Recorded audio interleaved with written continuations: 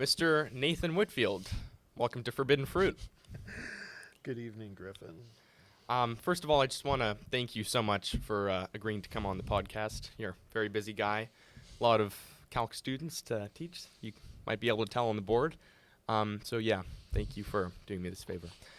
But over the course of this episode, I want to hopefully talk a fair bit about what we believe. But to understand someone's beliefs, you got to understand the formation of their beliefs. And you grew up in a location, in an environment that is in stark contrast to the urban, liberal Cambridge, Massachusetts, in which we now sit. So, yeah, can you tell us a bit about that? Yes, I'm originally from Helena, Arkansas, small town, probably 10,000 people. What would I say? It's a sort of quintessential small town America where one of the predominant ways of being in that environment is an affiliation to some religious group or belief. And it just so happened, as I am in the South, I am Black. My upbringing was rooted in Christianity. That looked like, because what does that look like? It looked like attending. There's sometimes a joke that we go to church 8 days a week. But that meant Sundays in church, sometimes from 9 until 1, Wednesday night Bible study, summer school, vacation Bible school,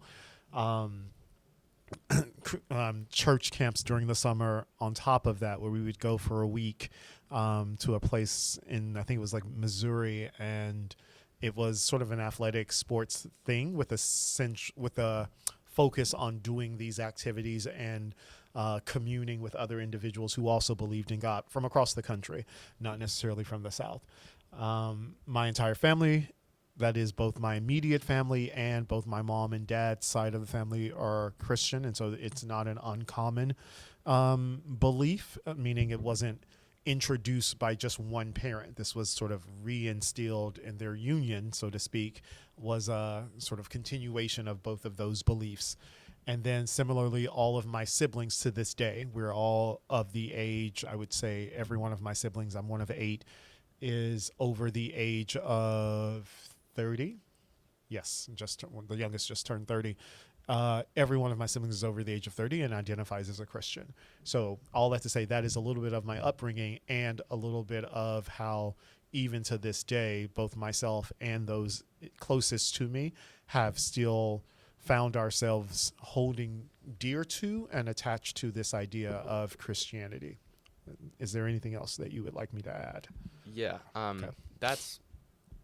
So we're looking at very, very heavy kind of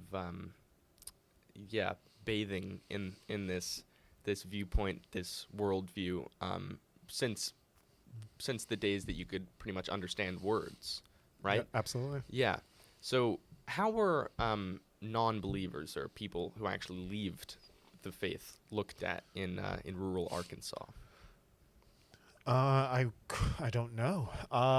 When I say I don't know, I mean There were literally none. I don't know. Like that's my answer to your question. I don't know what does it look like to leave the church. Do I know?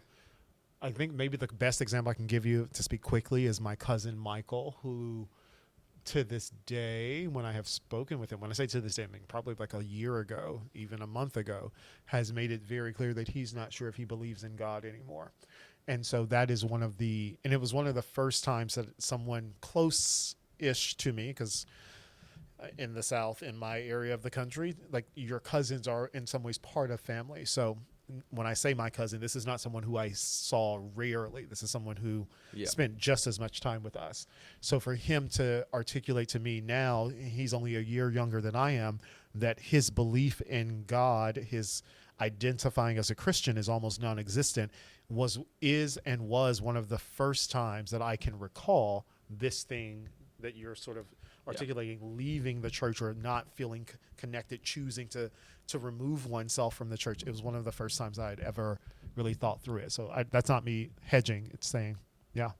Yeah. So your cousin, did he or is he continuing to face some degree of alienation or even like excommunication? No, he doesn't face Or- alienation. It's, dare I say, it's it doesn't. He doesn't bring it up. I think when I have spoken with him, what he has articulated is that he knows to bring that topic up, meaning either his doubts or his choice to speak to his decision not to call himself a Christian anymore. I give you that in a sort of vague way because it was just as nebulous when he gave it to me.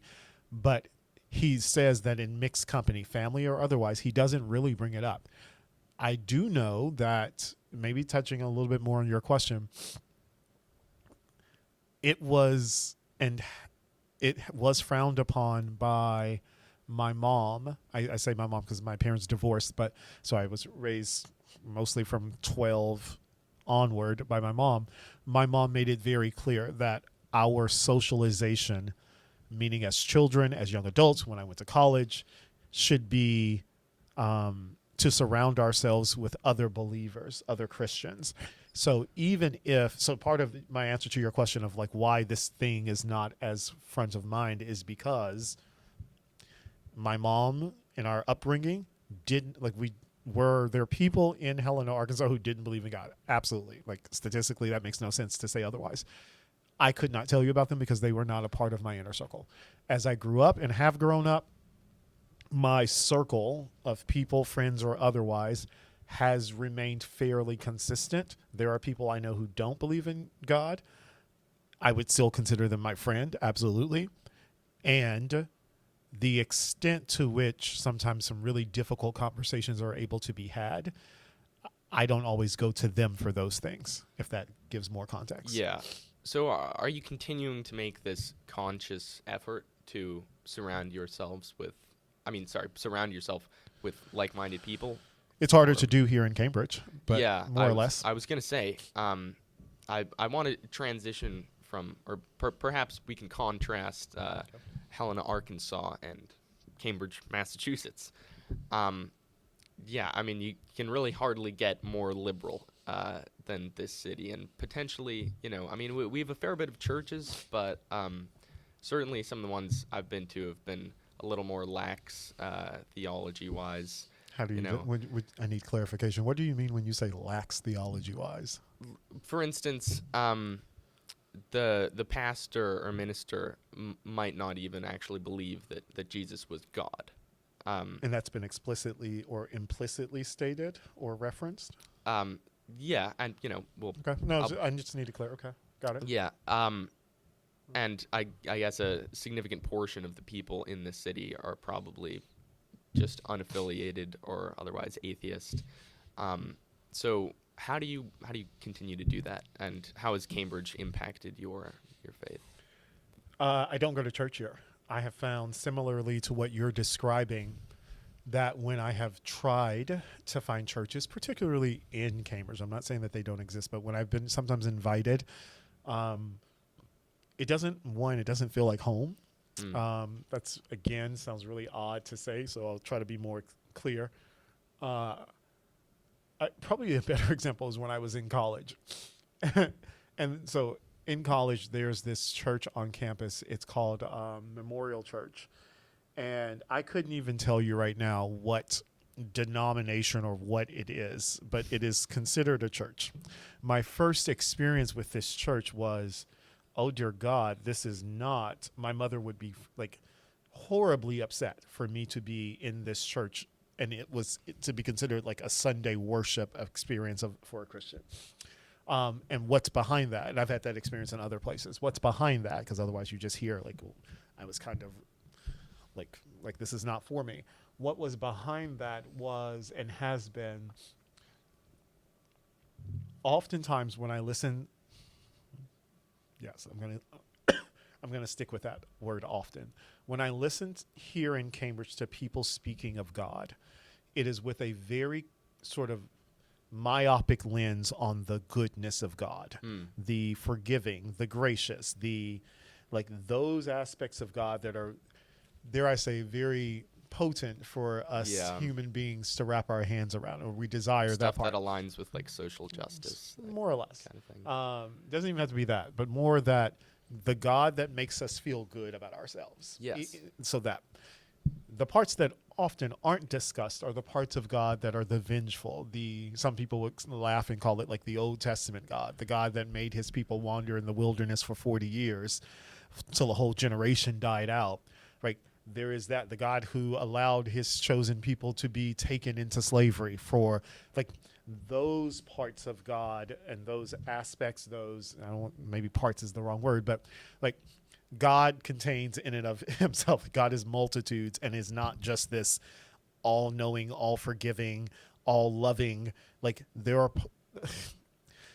those Christians, myself included, who believe in sort of the second coming, so to speak, of Christ, understands that his second coming is not about the same reason that he came the first time, to redeem the world, save the world from our sins, and It's to judge. It is to take back and to announce. Again, I'm horribly watering this down, but it is about much more of a no. This world, as humans have come to know it, is ending, and I am taking my rightful place in front of everyone for all of creation, not just human, for all of creation to understand. Like, so there's the God, Jesus, Holy Spirit, Trinity, that is returning, second coming, so to speak, that is about, as I like to say, a more holistic, overarching, total view of what is and who God is. So all I'd say, I didn't always get that imagery when I would go to church. I got things that made me feel good. And sometimes I wanted to contend with my sinful nature. And that's because that's how I grew up. Like you can have both, and you need both. So to not have that here, to not feel that here, to answer your question, full circle, it left me wanting what I had experienced growing up. So that's how I have managed and how I think about it and why I don't go to church here. Yeah. So it seems like, based on what you are saying, your Christian upbringing was very much kind of a literal one, in terms of the Bible. It was very much not shying away from, a lot of those Old Testament stories, to talk about those. And when you came to Cambridge, there's a lot less of a focus on, I think you said, your sinful nature. Is that? Yes. In some settings. Yes. So what did the focus on the sinful nature of humans and repenting and that kind of thing look like in Arkansas and when you were brought up? It looked like an understanding of my place in reference and my place on this planet, in this universe, relative to God. The idea of what is man. There's a famous quote on one of Harvard's buildings. I think it's Emerson Hall, the philosophy building. It's a beautiful quote, and it says, "What is man that thou art mindful of him?" And so my upbringing centered on that, this notion that God's existence and choice to create man in his image comes with that should be a life lived in supplication and a life that is lived in attempting to be, even though it could never happen, but attempting to be more Christ-like. So understanding that in order to be more Christ-like, I have to start by understanding that I am a sinner, and therefore as a sinner, my life should then be spent trying to live right, trying to understand what it is that God desires of me as a Christian. And when I fall short, because inevitably I will, as all humans do, I then must repent. I then must acknowledge that sin, acknowledge that shortcoming, and almost, dare I say, start again. And then the next day, try to sin less, try to be better, try to be more Christ-like, try to bring more souls to Christ, as my mom would say. All of that. It's not an easy thing, but I understand. I hope that answers your question. Yeah. I want to talk a little bit about this notion of like an Old Testament God that is maybe jealous or vengeful, or angry, or very much not perceived as the forgiving, like nice guy that is in the New Testament. I talked about this a little on my previous episode with a senior named Washington Blask. Maybe you know him. No. We talked about a lot of the passages in like Deuteronomy and Joshua where Israel is preparing to or in the process of invading the land of Canaan. And there's a lot of, utterly destroy them completely, kill the women, the children, the cattle, leave alive nothing that breathes. Absolutely. And certainly, I was definitely not raised as a Christian. So coming across these kinds of things, I'll be honest, it's a little bizarre for me to see the God of however many billion people just openly saying these things in that book. But do I get to ask questions in this? Yeah. Why is this bizarre? You're giving me a statement. You're not naming why is that bizarre. Yeah. Maybe bizarre is the wrong word. I guess. I'm still trying to have a more comprehensive understanding of why these passages exist. But I guess maybe jarring. Why jarring? Yeah. Well, when I think of God, the allegedly all-loving, all-powerful creator of the universe, and the whole message of Christianity, which is to forgive and to love thy neighbor and to turn the other cheek. That's the message of Christianity, to turn the other cheek. Not the message. And again, I understand you're giving me a condensed version of a multitude of thoughts, but okay, I'm following. It was very striking to see essentially God commanding genocide, God commanding soldiers to slaughter children who perhaps are, no more guilty of anything than children than children of the Israelites or children today, and to slaughter cattle and animals for seemingly just I struggle to understand that. Okay. I guess that would be my answer. But your question seems to indicate that this was never something that stuck out to you. It has always made sense to some degree. Is that correct? Not at all. That's not at all what I'm saying. I'm trying to understand.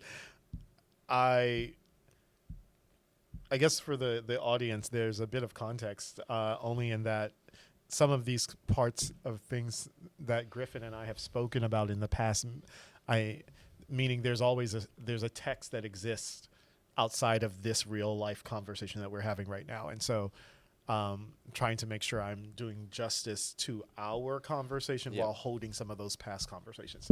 One of the things we talked about, dare I say, probably months ago, has to do exactly with that concept of there are ways of God's being, call it being, that's a loosely defined, stated, there's ways of God's existence, probably is a better way of putting it, that I don't need to understand and that I know I cannot understand as a human being. Like the idea of what does it mean to be all-knowing? It's no different than when math teacher moment, when sometimes people throw around the word a billion and it takes weeks before you realize, wait, students in your class don't actually understand this concept of a billion. Yeah. Like they can't quantify, and same thing with infinity. So to truly have an entity that is all-knowing it sounds simple and it is not. By like anyone who is having that conversation, and again, that is just one of a trillion to the trillion sort of aspects of God. And if I understand my limitations in trying to understand omnipotence, how much more and sort of humbling is it for me to try to understand why God demanded of his children, so his chosen people, to slaughter an entire race group of people, including their animals. Like, I don't... My struggle with it has taken solace in understanding I don't need to know those answers. It is not that they haven't ever perplexed me, to your question. And as a human being, I don't have to know them. I don't demand them of God in a sense that, but if I don't know this, I can't possibly believe. Yeah. Now, I think for me, when I come across something like that, I mean, it's obviously very different since we have radically different upbringings, but I look at that and it's much less of like, well, I don't understand it now, but perhaps if I keep researching God, then I'm eventually gonna get a little more of a grasp, or maybe I'm just going to accept that this is a reality, but I'm never going to truly understand why this is the case. What is more of the reaction is, well, this actually makes perfect sense if you consider that God is not real and that this is a text written by humans in a violent ancient society where this kind of thing happened. I mean, that explains a good chunk of the stuff in the Bible, I think, very, very well. And I sort of fail to see why the Christian God, it seems contradictory to me. It doesn't seem to factor in, and I'm trying to. It seems contradictory, but you yourself have named it. It seems contradictory to only a part of what you know God is. It seems contradictory to the loving God, the God that espouses to his followers, like you said, to turn the other cheek, to treat one's neighbor as themselves. That's the part where you're naming it feels contradictory to him. Am I misunderstanding that? Yeah.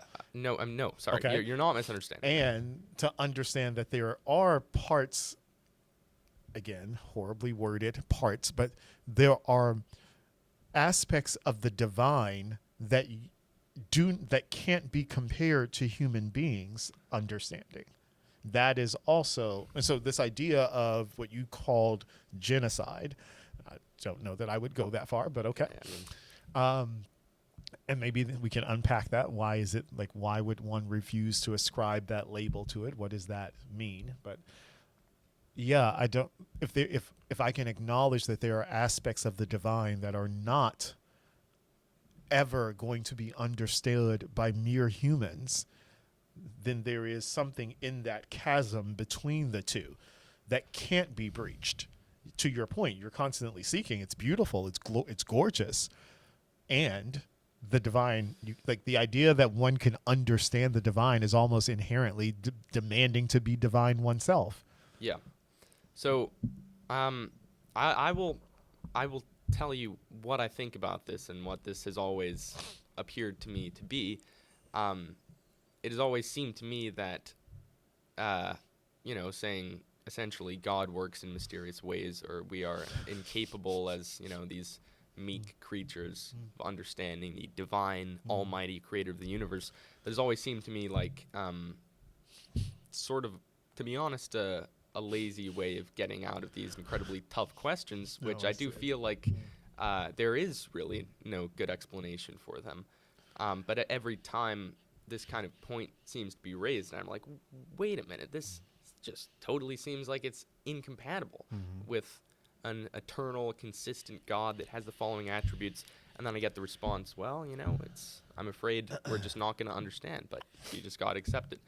I hope you can see why that might feel a little insufficient. I don't see why it seems insufficient. That's kind of a lie, but kind of, I see why it seems insufficient if the thing that you are actually desiring is to be more, is to attain a degree of knowledge that you therefore believe you are somehow owed. Like you believe as one who seeks information, you are deserved of understanding everything. That in and of itself comes with a degree of hubris of Hubris. Okay. Yes, what gives you the right to think that you are deserved of understanding that? I'll give we don't have to go to the divine. There are aspects, I think we can both agree, there are aspects of the universe by virtue of being on planet Earth we will never be able to understand. Can't even dream up and fathom. We are still discovering and understanding how things work. Some of that is not even an understanding, some of that is a projection based on our understanding of things closer to us. So we watch phenomenon, we watch sort of planets and celestial bodies, and we're like, huh. And now what if this thing, this telescope that we have now sent, or this lander, whatever you want to call it, like this, we've sent this device out, and we are now snapping pictures that are not real time, that are now being sent back to us. And now what we are trying to do, correct me if I'm wrong, what we are now trying to do is understand what is happening in the beyond by virtue of our limited understanding of what is happening near us. It's no different. And so, or do you disagree? Maybe. Yeah, well, I think that's a very good analogy, but I'm not entirely sure that it is no different. So let's say that we have this, we come up with this law of, you know, how this law of how stars behave, or this law of how certain matter coalesces, and then we look into the cosmos with our fancy telescope, and we discover, well, look at this. According to our law, that star should be emitting blue light right now, but the star is red. Absolutely. So what is the conclusion then there? Is the conclusion to say that, well, the law must be true, but, you know, perhaps we're just never going to understand why this specific star does not conform? Or is the conclusion to maybe reevaluate our law, tweak it, or even say, hey, we were wrong, because that's how science works? Do you get what I'm saying? I do, but you've constructed a binary in that those are the only two, and I see it as a spectrum of items in between that. Namely, yes, one of the things that inherently is sort of underpinning modern physics, not in a bad way, just it's reality, is our understanding of the cosmos is relative to our understanding of our own planet. Like, there are things that even, like, you don't even have to go, like you said, too far into the cosmos. We are still discovering, like, there's been one known picture of Venus that has been taken? Really? One. Wow. Like, literally. And, like, meaning Venus is, what do you call it? It is, why am I blanking on the word? What the surface of the planet looks like. There we go. There's been one known photo of this. And so if that is the limitations of what we have close to us, what then makes what I see, what I listen to, what I hear is, I don't always know the degree to which we human beings are willing to release ourselves from the things that we say, this is, like you said, the blue light versus red light. I expect this thing to do this, but I expect this based on the thing that I know. And what if the very premise of what I know and am using to inform is horribly flawed? Yeah. I do not often see the discarding for the sake of, but actually maybe you just will never know why that's red light and not blue. Sorry, can you say that last part one more time? Maybe the thing that you are watching, I may have inverted the colors, but the premise or the concept is still there. Maybe the reason we are seeing the red light instead of the blue is actually has nothing to do with anything that we can ever understand, because the phenomenon on the phenomena that are impacting that thing that we're watching is so foreign to us that we could not possibly engage it. Right. Well, that's kind of exactly the point that I'm making in a way. I'm saying, like, if your law says that in every instance, a star of this specific mass, in every instance, it's going to emit blue light or whatever I said. But that and then you discover a star that is of X mass and emits red light. But Griffin, every instance you're referring to, maybe I'm not hearing you admit it. The every instance you're referring to, in and of itself, is limited and biased, and relative to the cosmos. But this is the law that we come up with, though. So surely our law must be incorrect or maybe flawed. Maybe 90% of stars with X mass, blah blah blah. The solution, I don't think, should be to just toss it aside and say, well, we can't understand it. Why do you see? But see, even how you've constructed, I don't think the solution should be, because what? Because something that, like you said, we have devised that works for us, that works for our little small section of the galaxy universe, it works and makes sense. And to your credit, and you're right, it explains so much of what we know and understand. And still, you don't believe that should be tossed? I don't understand why. What is your affinity to not? No, I do believe it should be tossed. That's what I'm telling you. Okay, then I didn't hear that. Then you do believe. Do you think that the law should be tossed or otherwise heavily modified in this scenario? Yes, yes, I do believe. I do believe that is an option. I believe that is an option. Yes. Yeah. Okay. So then the point I'm trying to construct here is when you have God and you have something that seems to contradict the fundamental attributes of God as they are defined by Christian theology, then surely, similar to the analogy I just gave, the solution should not be to say, well, we cannot possibly understand it. Let's just go with the flow and kind of ignore this and say, we can't possibly understand the divine. The solution should be to look at this idea of God and maybe consider that the idea is flawed, as you just said, should be done with this law about the massive stars. Correct. That is flawed, meaning that you should go back and reassess the idea of how much you know. I guess my issue is what are we saying is flawed? That God the existence of God. Oh no, right. And see, the attributes and of I God. understand the desire to almost pin that on me into a corner. No. The flawedness of this is not God. It is what you are naming as the understanding of God. So those two things are not mutually inclusive. Especially not okay. For Christians. Well, then could we come to an understanding that God is this, that God is a sadist, for instance?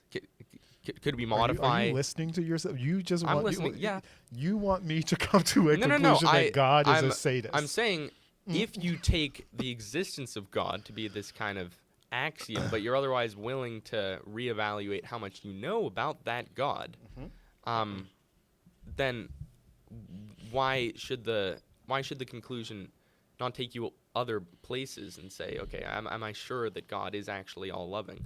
Maybe he wants to inflict as much pain as possible, rather than just saying, I have no idea. We cannot understand the divine.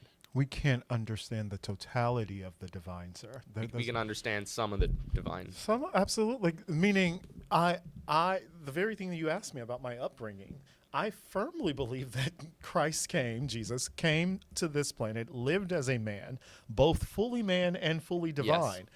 So your question of can we understand part of the divine? Yes, we humans have lived among part of the. So yes, that. Is that foreign? Does that seem at odds with anything that you've heard? Okay. No. So yes, part. Okay. Not the totality of. So I feel like we've been beating around the bush a lot, but I want to actually move on to something a little more extreme than this. The genocidal God. Yeah, I want to. This is, and I want to discuss this on a future episode with other people, but this is probably something that has always really, really troubled me about Christian theology. Okay. It's the idea of hell. So, hell being, and I'm assuming you believe in hell. I do believe in hell. Yeah. Yes. Hell being the infinite torture of human beings for finite sins. Okay. I look at that and it seems to me that there is possibly no way to reckon that with a God that is all-powerful, all-knowing, and wants the best for his creation. But also has given man the ability to choose for themselves what they desire and how they will lead. So yes, I must sort of force you to add the qualification. Yes, God wants the best. And again, that is a horrible, watered down version of the thing, but okay. And mankind has quote unquote free will to choose. I think, again, you and I have had this it's so weird having this third group of people watching us, but you and I have had this talk of, and I think I gave you from a sermon that I heard when I was growing up that clearly has stuck with me, hence why I'm recalling it to you. God loves us enough to allow us, to have us, to allow us the free will to not choose him. That is a love that is, that human beings do not operate with that kind of mindset, but it's not a mindset, like a sense of being, self-purpose, that ultimately one does not have to choose. One can choose to live a life that is, as an atheist, as someone who decides, I do not believe, I do not see evidence for this thing called God, and God's love for us, man, his creation, has not wavered, but that love now looks like you had a choice, you chose this thing, there is now a consequence for this. I want to give you sort of an outrageous analogy. Of course. It's meant to be outrageous. Okay. So I'm a parent. I'm a loving parent. But I want my child to be able to make their own choices. I want them to be able to decide for themselves what is best. Here I have my toddler. Now, similar. So let's say I have a pile of cocaine in the living room for whatever reason. But you're a loving parent. Yeah, I'm a loving parent. Sure. Now the toddler and these things are not at odds. You want me to come to terms with the statements earlier, but okay. Let's say it's just a given that the pile of cocaine is there. Okay. Now the toddler is kind of like an atheist because the toddler doesn't believe that the cocaine is actually cocaine. He believes that the cocaine is sugar. Now he is sorely mistaken, just like the atheists are sorely mistaken about the existence of God. So the toddler, and I'm watching my toddler, is going to make the free choice of diving headfirst into that pile of sugar, at which point my toddler will then die. Now, I know that the toddler is mistaken, and I wouldn't necessarily violate the free will of my child by telling them, hey, that's actually cocaine, and it's going to kill you if you do that, right? Just like God wouldn't violate the free will of an atheist by saying, by revealing himself to them and preventing the atheist from eternal torment.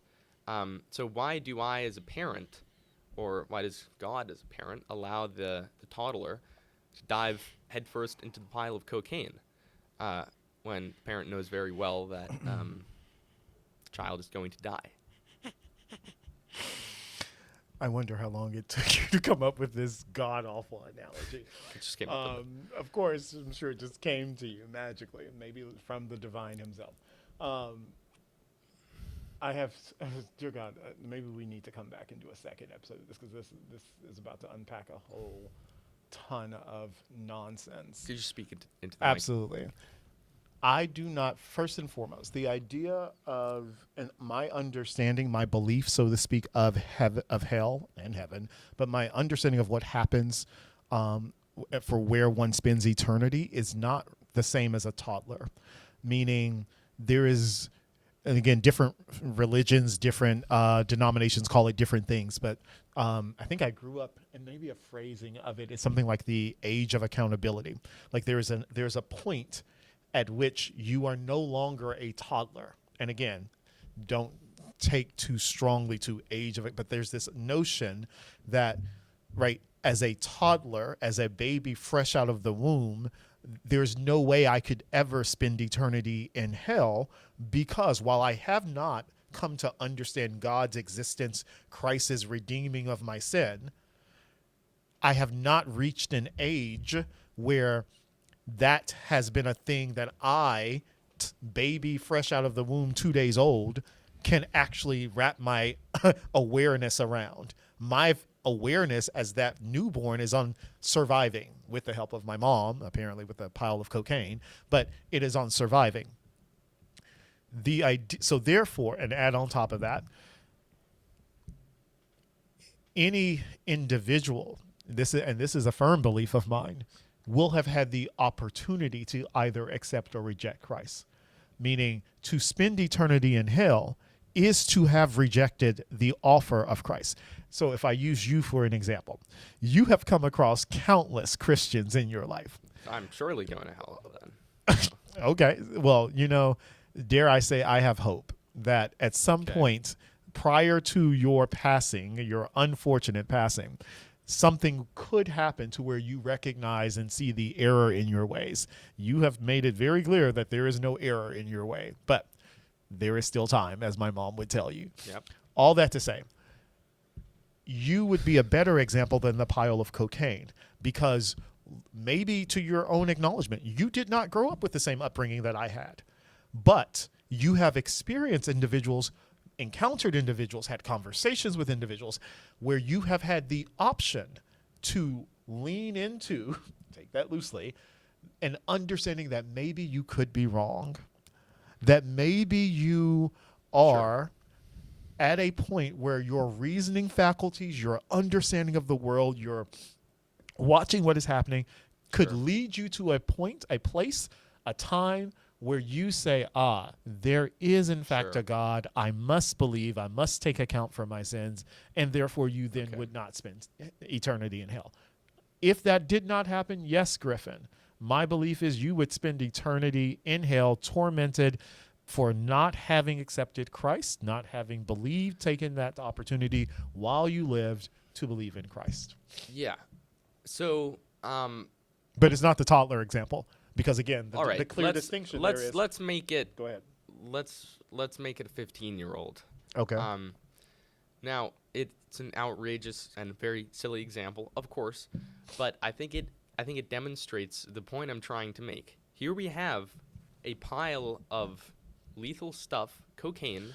The 15-year-old thinks that it's sugar. Now, some people have been born into houses where their parents tell them, hey, in your living room, there's going to be a pile of cocaine. That stuff is not sugar. However, in the house that this 15-year-old was born into, he has very, very limited knowledge of it. Let's say he's encountered a few people that tell him that that's actually cocaine and not sugar. Okay. He doesn't believe them. He has logically deduced, incorrectly of course, that it is sugar. So then, as a parent, am I going to let that child, because of what they have deduced incorrectly, dive into the pile of cocaine and kill themselves?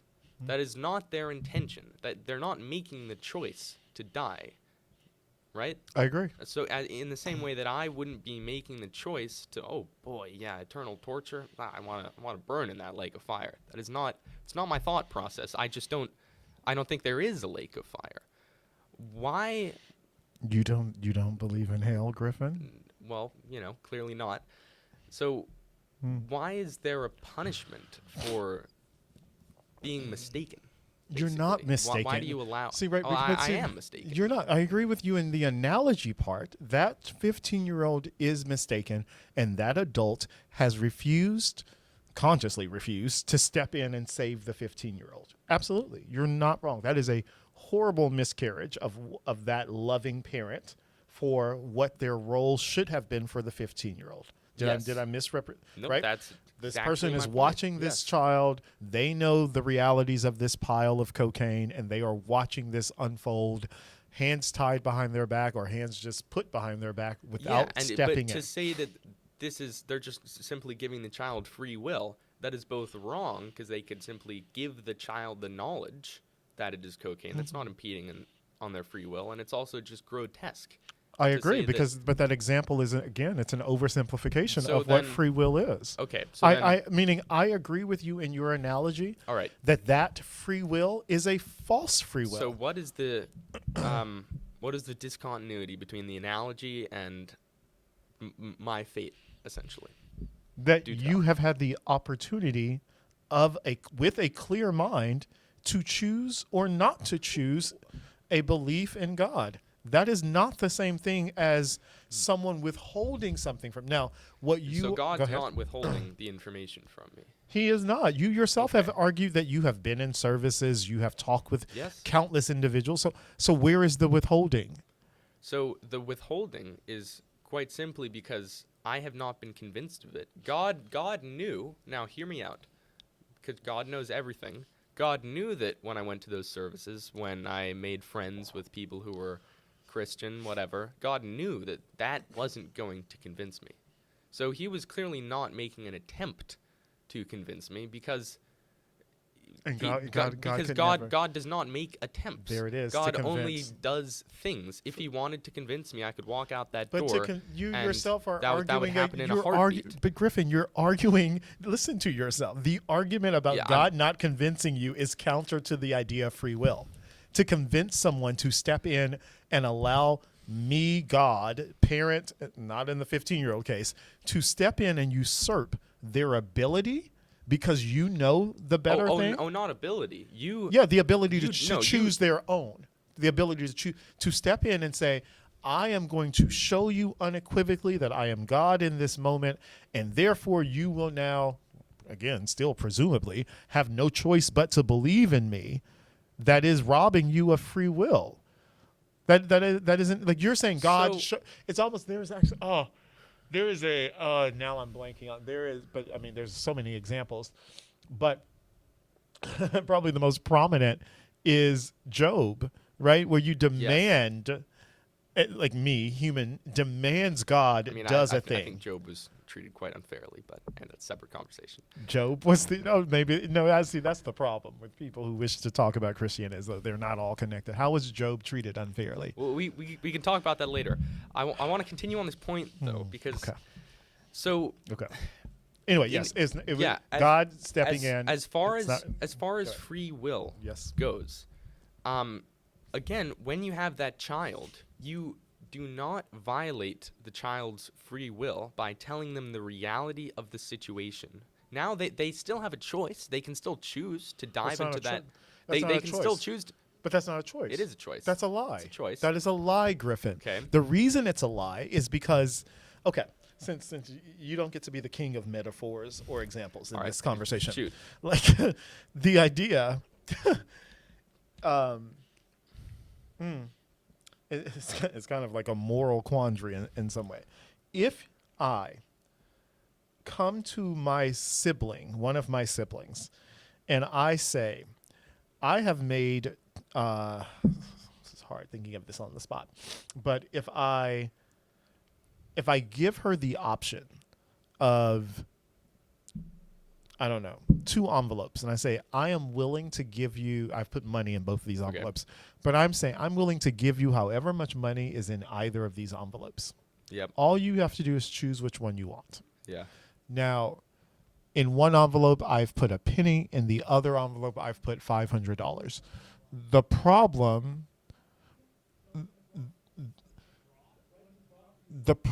with that understanding, similarly to when, I think I want to give a better example. And I don't know if I need to start with the example or just say it outright. If you have to start whatever you are allowing someone to choose with a lie, you've inherently robbed them of the reality of the moment. I'll say that again. If you have to start whatever you are allowing someone to choose with a lie, even if that lie is a lie by omission, then you are inherently, oh, you look so giddy to go. You are inherently robbing them of the reality of their choice. Hold on. As such, if I am robbing them of their reality because I'm lying to them, then how is that actually a choice? What that is I have constructed a reality for them that actually benefits me. Because for some reason, whatever the benefit would be, like I have a vested interest in them choosing this one thing over this other thing. Yes. That is not what's happening with free will. In the case of the parent and the child, the 15-year-old, I agree it is an egregious miscarriage. That's not the same thing as choosing actively, I mean, even in your case, to be like, I have not been convinced. God has not shown himself. He has the power to do this thing. How, like, you haven't said it explicitly, but it's like, how dare he not? If he truly exists, how dare he? The conclusion I take from this is that God must want me to suffer for eternity if that is the outcome, right? So I was created according to you, in some form or another, Correct. by God. Correct. God wouldn't have violated my free will by giving me a bigger brain. Just like he wouldn't have violated my free will by, giving me all kinds of other abilities. If that resulted in me deducing that God in fact does exist and thus avoiding the literal worst possible outcome in the universe, I mean, he can have at it. There seems to be no reason why he doesn't do that. He seems to create me with the intention of eternal torment. Second point, Okay. let's even suppose that God, speaking to me and saying, I'm real, you actually are going to burn in the lake of fire for eternity. Let's say that does actually somehow violate my free will. I'd rather that he violates the free will of billions of people than allows them to burn. And I just want to say this because this is what you are saying actually happens to billions of people, rather than allowing them to burn in a lake of fire for eternity. Not 1 week, not a year, not 2 years, not 100, not 1,000, a trillion, whatever. There's just no stop.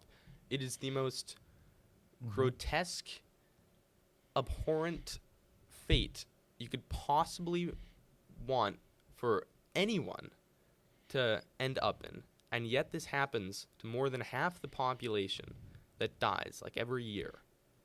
Because they had the choice and chose not to. Yeah, but no one... How do you start the sentence there with but? No one chose... You understand very well that I'm not choosing that fate, even though you believe that... You are choosing that fate. You are an intelligent human being who is sitting in front of me, having experienced a calculus class today, and you're telling me that you can't somehow this is so far-fetched that your choice is somehow moot in this moment? Like you are not actively making this choice to not believe in God? I'm not actively making a choice. Because no one, I think the phrase you used earlier, no one has convinced you yet. I don't think yet. I don't think I'm going to be convinced. Excuse me. Pardon me. I think I'm correct. Again, hubris. Okay, sure. I could say the same for you. You could. At least I don't claim to know the literal reality of the universe and life and where we all go after we die. I mean, you do claim to know all of these things, so it's in a sense. So to believe, it does yes. put you in a little bit of a hard position in that respect. However, wow. You get to make that one off and then say however. You've been doing this a while. You can respond to it if you want.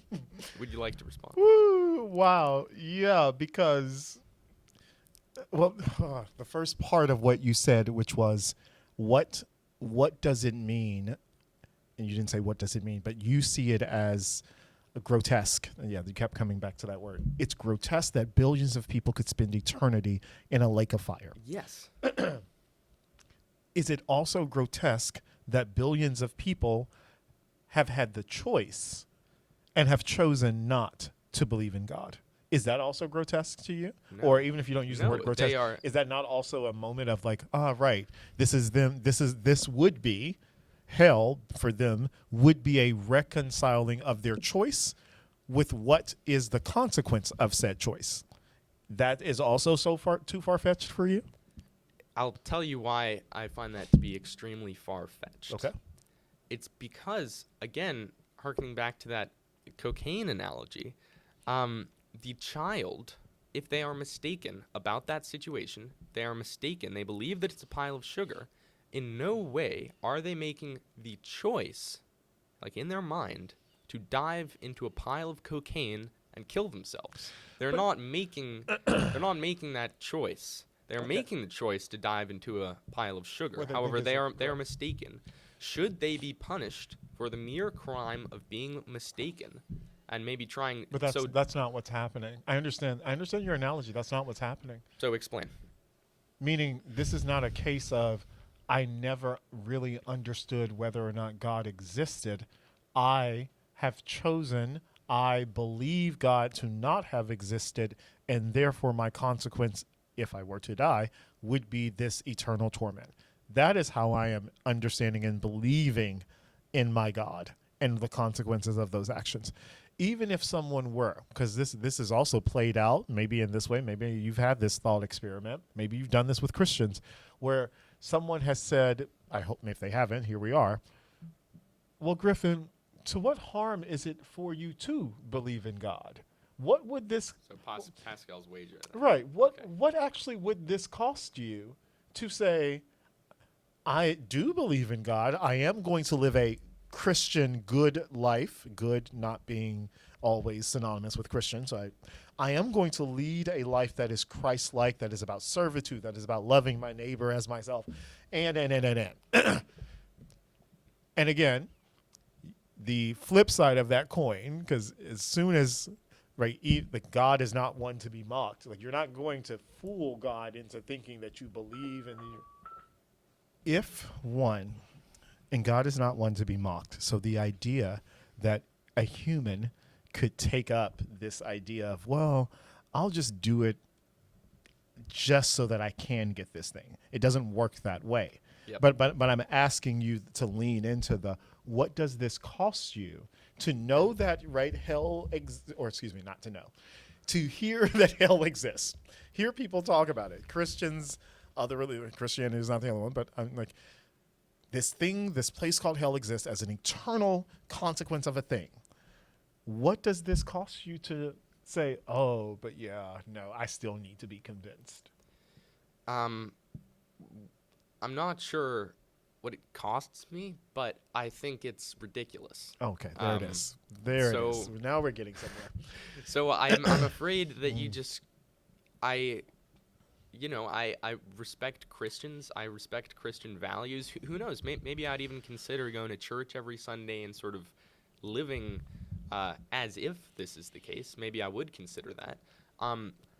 But no matter how much I even wanted to, I would not be able to just convince myself of the notion of God and the notion of hell, because it just quite simply doesn't make very much sense to me. I cannot will myself to believe that. So it's less of a question of like, what would it cost you, and more how that even be possible. I agree, You get what I'm but saying? no, and that's the part where it goes to the God not being mocked part. Like there's only so long. There's a famous quote. I'm just full of quotes today, apparently. Sooner or later, a man who wears two faces forgets which one is real. And so this notion that to play around as though you could live a certain life, excuse me, it's close to the mic, to play around as though you could live a certain life, and then all of a sudden you just absorb it, makes no sense. Right? There would need to be at some point a reckoning if it is to truly be of you, of me. So no, I'm not that point is not lost on me. I agree. You would be in that church somewhere at some point, and you'd be like, "Holy!" I don't know if I'm allowed to curse on this, but You can. of course, it's it's Griffin's God is podcast. God is always watching, but you would have your moment of reckoning.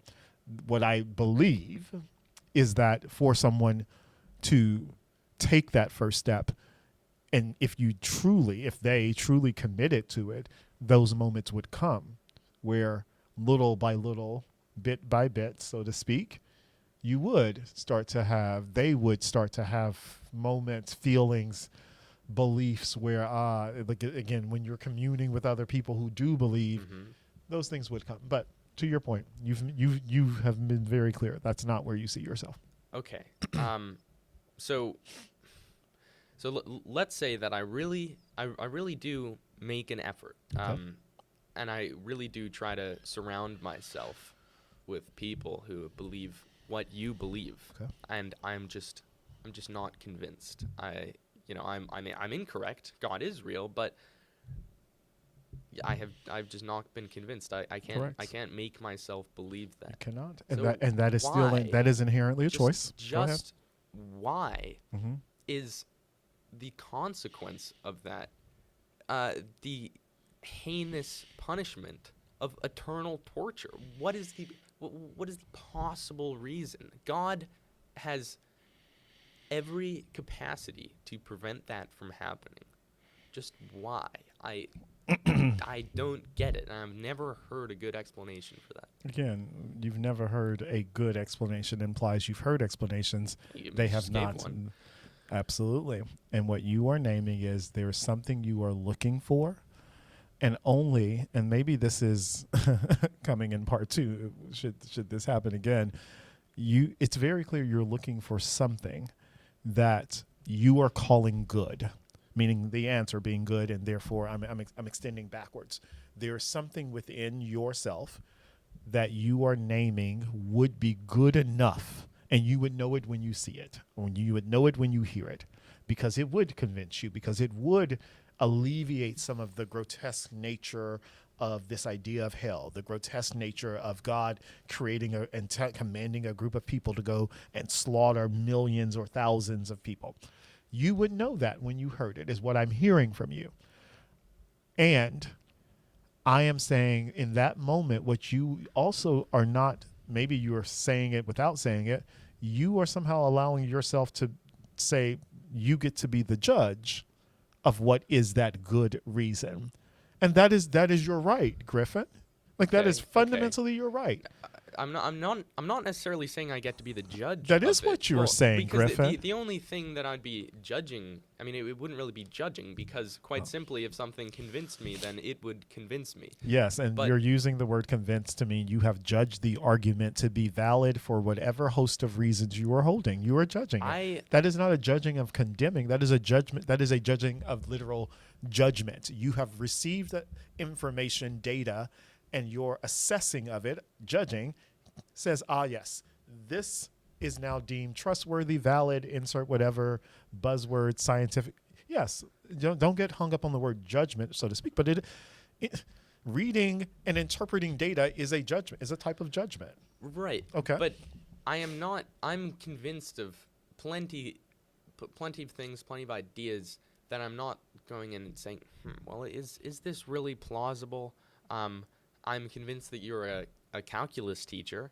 I haven't gone about like judging and studying, well, is this really AP calculus? Because I've seen this classroom, I've seen what you teach, I've seen your credentials. There was no judgment that went on. I was just simply convinced of it. It wasn't, and I think with the idea of God, if God truly does exist, I cannot. If God truly does exist, it is not a logical contradiction of any kind for me to be convinced of him. It can happen, and he can make it happen without violating my free will. So why doesn't he? I do not understand how your statement of he can make it happen without violating my free will is not violating your free will. In some ways, you are almost demanding of God. You're almost demanding to put yourself in the position of that deity to say, if but only you did this thing, I, Griffin, would now come aboard your train. That again, it's hubris is the word of the day. It's like, okay. What do you want? Like, not a literal. What do you want? Did God violate? Sorry, I interrupted you. No, it's fine. It's conversation. Did God violate the free will of Abraham when he spoke to him? Surely Abraham was never going to doubt the existence of God.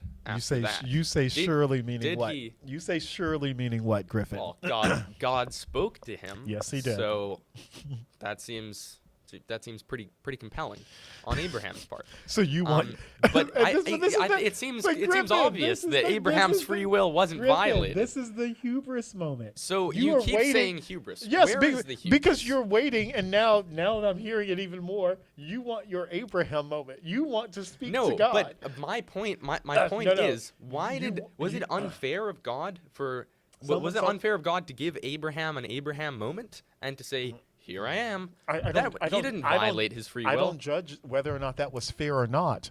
Abraham, dare I say, to use the human word, Abraham was chosen in that moment to have that moment. Okay. That's not for me to know. Are you believing you should have one? Do you want? Okay, what? No.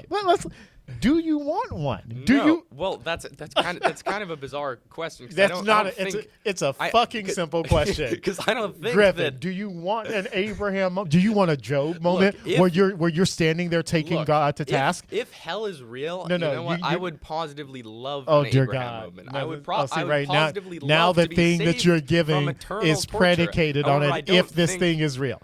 No. What? Do you want a moment?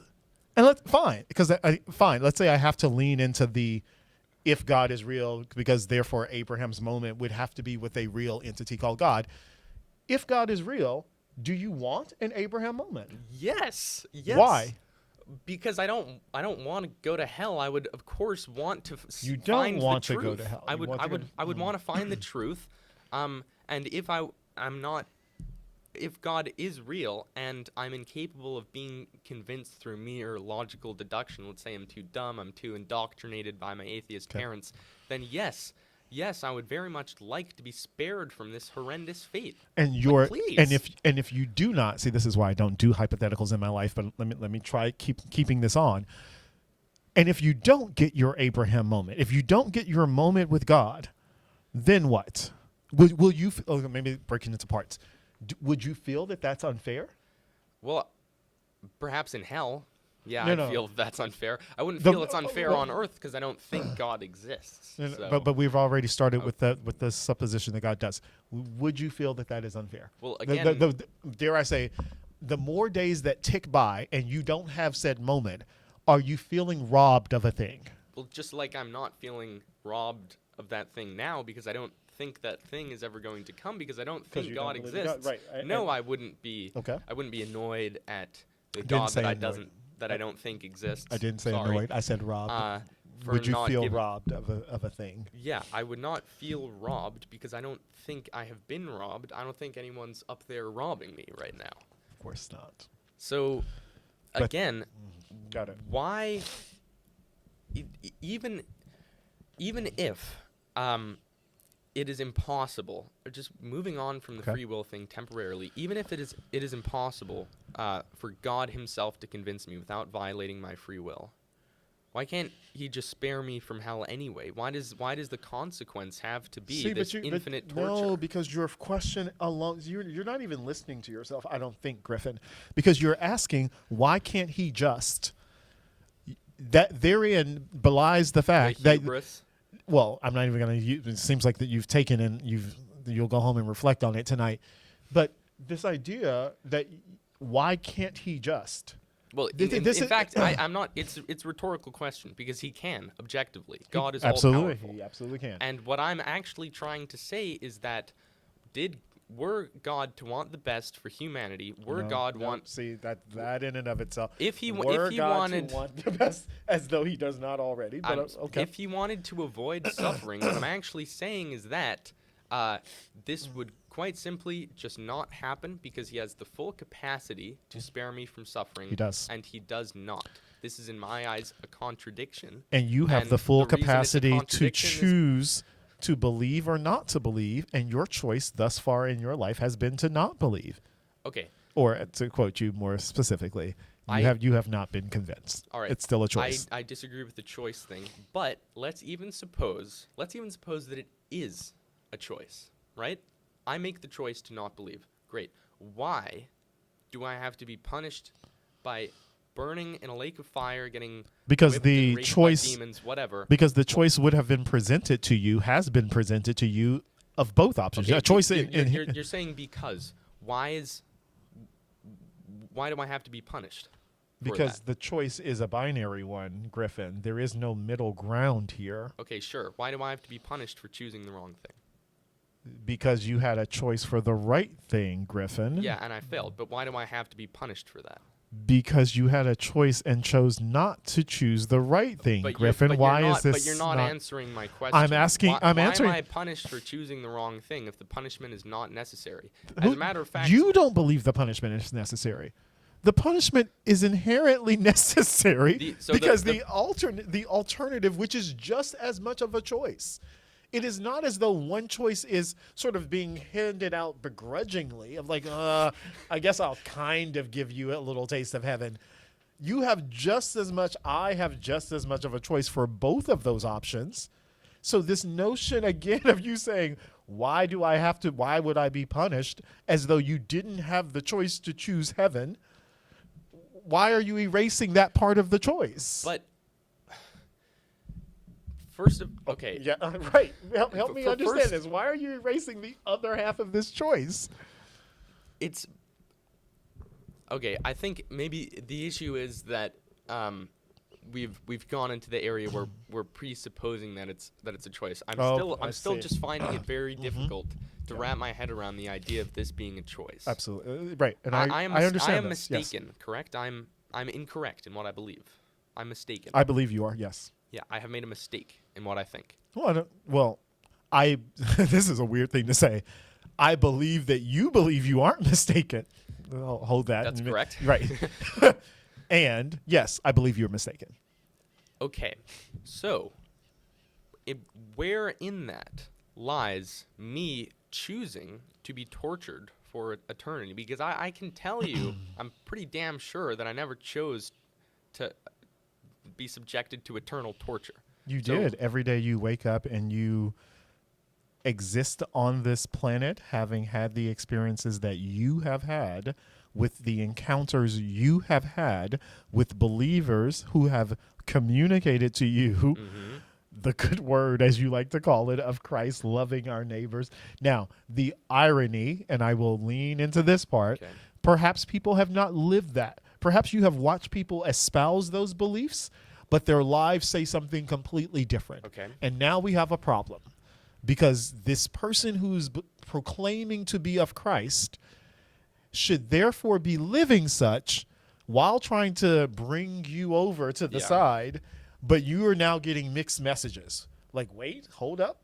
You want me to do this and believe this and do this, and I have to do all of these other things, but then I watch you on Saturday night, Monday night in the pile of cocaine, so to speak. And you're like, well, those two things, like, my logic is pretty sound that, like, you shouldn't be in the pile of cocaine on Saturday night, but you're telling me you're a Christian. So there is that moment of, like, the human touch to Christianity where things can go horribly awry, where people talk of their experiences in churches with other believers, and they're like, oh, yes, Christianity has turned me off because I was not welcomed. And I'm not saying that. I'm saying I've heard these stories, and it's like, all right, this is where kind of what you were naming about, like the Old Testament, this is where man's touch, man's lived experience, if not careful, can, and sadly it's just a fact of life, is heavily influenced by what we see in each other, even those of us who espouse Christian. So there's a famous passage in the Bible that's where Jesus is talking, I believe it's his disciples, and he says effectively, I'm paraphrasing, you will know a tree by the fruit it bears. You can't call yourself an orange tree and you're bearing apples. So as a Christian, I can call myself a Christian every day, 6 days a week, but if I'm not living that, what you see and hear from me are the words, but the life is not that. And now we run into but Mr. Whitfield, like, what do I do in that moment but that's not where you are, right? You're not trying to tell me I'm torn between what I see and what I hear. You are very clear.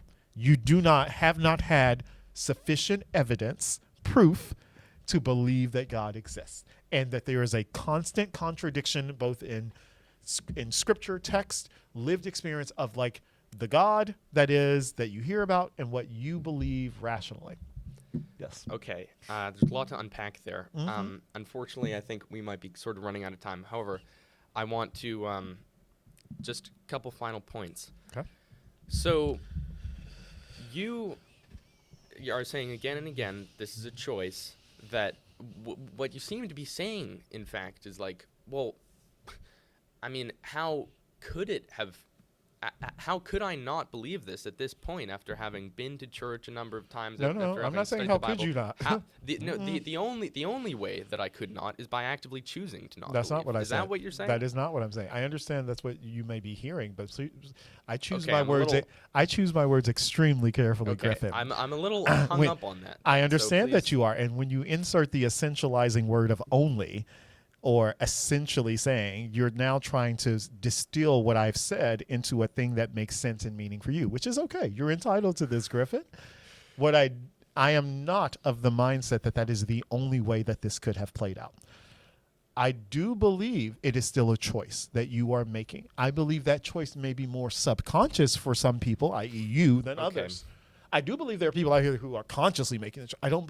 Okay, From what I've subconscious. heard from you, I don't take it to be a conscious. I wake up, Mr. Whitfield, every morning, attempting Okay. to disprove God. Okay, so it's a subconscious choice then. In other words, I am not actively in my mind saying, today I'm going to wake up and I'm just going to not believe in God. That's not what's going on, correct? It's not what I'm hearing you say, correct. Unless you're Okay. lying to me, correct. So if that is the case, then your definition of choice, it seems to really be quite close to just, having been convinced or not. If it's really just a subconscious decision, what that sounds like is not really a choice at all, because a choice refers to something conscious and active. Yes, I'm going to choose red instead of green. Not always. I agree with you. That is one Right. type of choice, but it's not always, yes. Okay, but then what you seem to mean by choice in this sense is really something very close to what I mean by being convinced. No, it isn't. Well, based on what you've said, You think- believe that. I got you can say it that. Yes, I hear Okay. you. You believe that. That's not what I mean.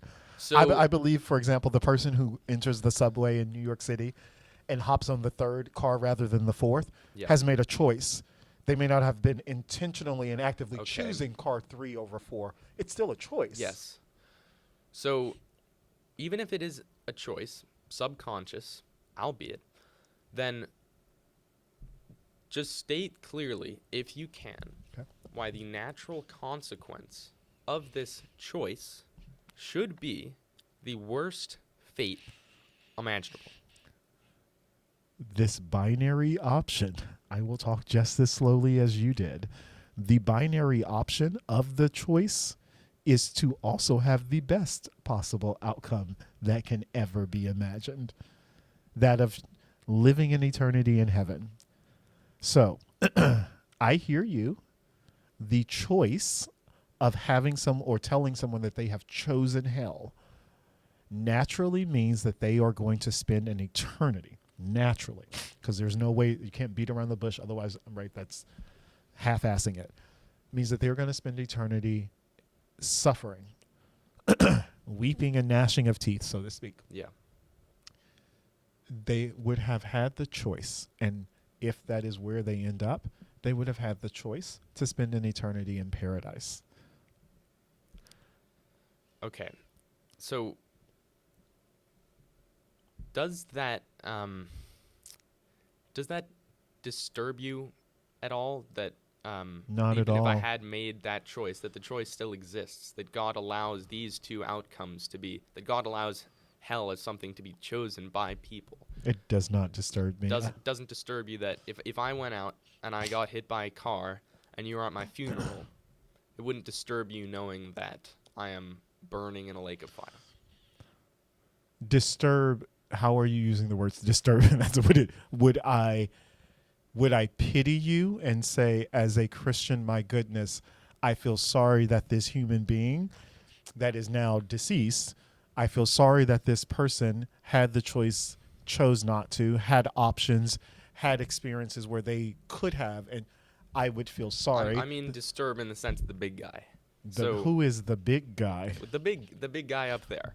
So Okay, what we're not going to do. Woo, sweet Jesus. Bless your heart. What we're not going to do, and what you may do when anyone else is on this podcast, I understand. Yes, the big guy is, if that's how you make sense of that, okay. No, it does not disturb me. No, it does. I don't believe Okay. it should disturb God. And I don't believe it should disturb, or I don't believe it disturbs God, because I believe the very God that you started this podcast episode today with, talking about the goodness, the loving God, has provided literally an option to avoid that. So the notion of how could God do this thing is just as much on the other side of the coin, how loving and merciful it is of him to have provided you have an escape route from that grotesque ending. Okay. Now, I want to give you the opportunity, since we have a lot of potential believers, of course, out there. Well, maybe not quite that many yet, but we'll get there. I want to give you the opportunity to end this, maybe on a verse, a little message, anything that suits you. So if you want to say anything. I don't know what that message would be. Maybe I would ask myself, what would my mother say if she were here? I think my mother would look at you and say, going back to the thing I said earlier, in part, God loves you enough to let you not choose him, Griffin. But the first part of that, Griffin, starts with God loves you. And no one, myself included, can fully understand what that means. And I have watched and listened, had conversations with you. I can very easily hear that you're trying to make sense of a lot of things, not in like a pitying way. It's kind of like a there's the person in front of me. You are trying to, and hence why you've invited me to this podcast, which I see as an immense privilege. Maybe you'll have me back. At the same time, more often than not, I have left conversations praying for you. Not praying in the pitying, like the word pity I used earlier, but praying in like whatever you are seeking, I do hope you find it. And I hope, and I don't mean that in a kind of like, I hope Mr. Whitfield says he hopes I find it. Flip it. No, like there's something that I imagine that's a little scary, to not have a deep sense of solace. And the scary in that, to constantly be searching for. Sometimes people talk down on religious individuals, myself included, as a Christian, because it's like, oh, you think you have God. You think like you need this thing to sleep well at night. You need this thing to make sense of the world around and the craziness that is.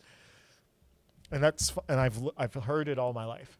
And sometimes I've questioned whether or not that's true or not. Like, have I bought into a thing because I think I need something to make sense of the craziness around me? One moment. What I also know, and this is a no that is, I believe, what I also fundamentally believe and know is that some of that doubt has quieted over the course of my life. And I hope that some of the doubts, loosely defined, get quieted for you. Whatever that means, I hope some of them get quieted for you. Okay, well, very interesting. Thank you so much for coming on Forbidden Fruit. It was You're a real welcome. pleasure. It's a pleasure. Thank you all.